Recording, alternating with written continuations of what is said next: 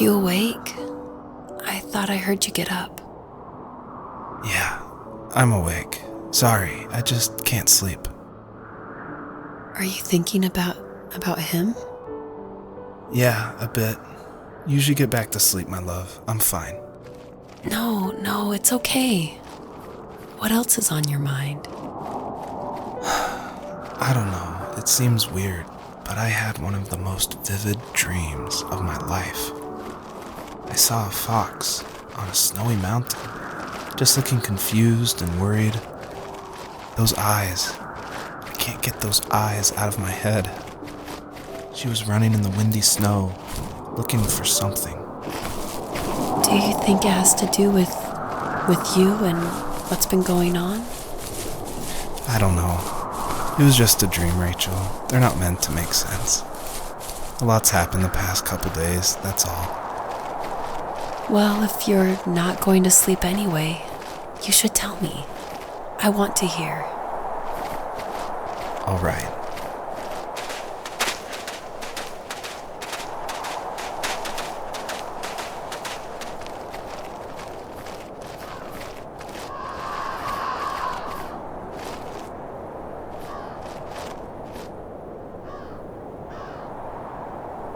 So, not far from her home, she followed that path to something unexpected.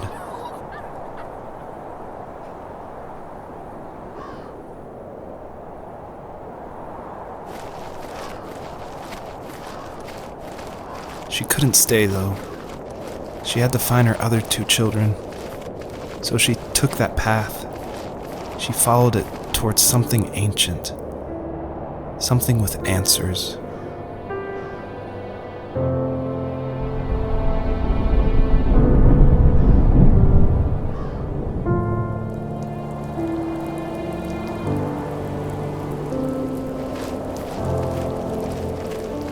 The fox looked high and low, searching for any sign of her cubs. Points of light showed the way to this ancient tree. It was as if each one had a story to tell, all their own. The land was trying to tell my story, too. I felt like I was right behind her the whole time.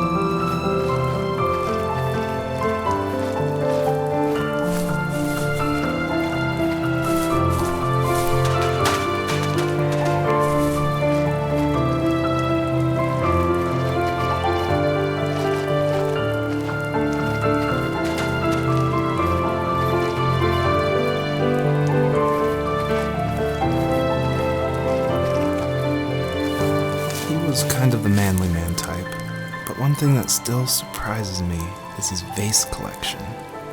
Some guys collect shot glasses of all the different places they were stationed at, but my dad wanted jars and pots. I think underneath his rough appearance, he was gentle, and he admired craftsmanship above all else.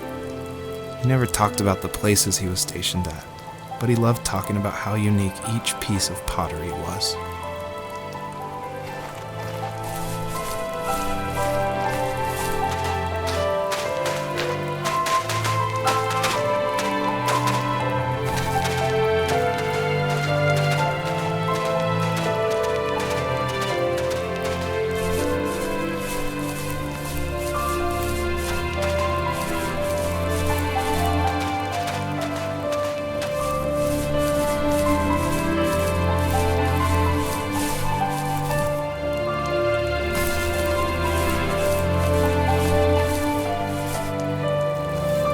As a kid, did you ever do show and tell in your class?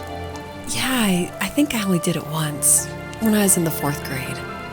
You know how my life was around then. I wanted to show my class what helped pass the time and distracted me, so I brought a dozen paper cranes I had made. I think I told everyone how badly I wanted to be a bird and fly, embarrassingly enough. Don't be embarrassed. Every kid wants to fly. For me, it was another toy from my dad, a wooden boat. I remember guarding it so carefully in my hands as I walked into class. When I sat down, a group of boys immediately made fun of it. They asked which trash can I found it in, or why an ugly log was my favorite toy. When I got up, I didn't even want to tell them my dad had carved it. I said it was a joke gift my friend had given me. Kids can be so cruel. Some of them are. I shouldn't have let them get to me, but it did. It's amazing we bounced back at all.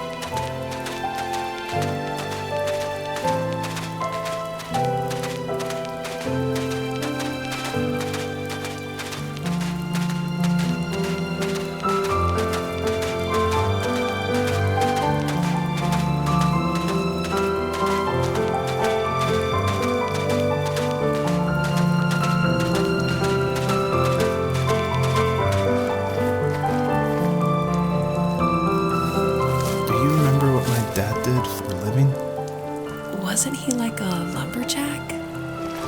That's one way of putting it. If wood was a canvas, then a carving knife was his paintbrush. Even after working a 50-hour week, even after his hands were more splinters than skin, he would bring home the nicest piece of Alaskan weeping cedar and make me toys. That wooden train was the first toy I can remember, and I loved it. I just knew from a young age I was going to be a lumberjack, like my father.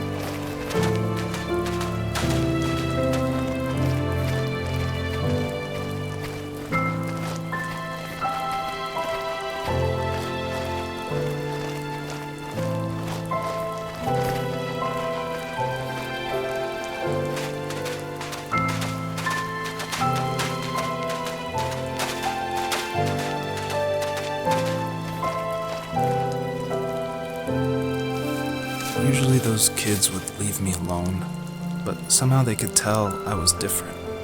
They made fun of how far away I lived. They called my dad a sourdough. I was a blabbermouth as a kid, telling my dad stories I made up for hours. But after that show and tell, I didn't tell him much anymore. He didn't know exactly what was wrong, but his best guess was that the toys he carved weren't cool enough. He carved me a tank and tried to tell me what it was like to be in a real tank as a serviceman. I didn't know your dad was in the military. Yeah, in the army. The sad thing is that I'd pretty much forgotten until just now. There's so much I still don't know about him. I'm sorry. He knows how much you love him. You're going to see him again soon and have some closure, I'm sure.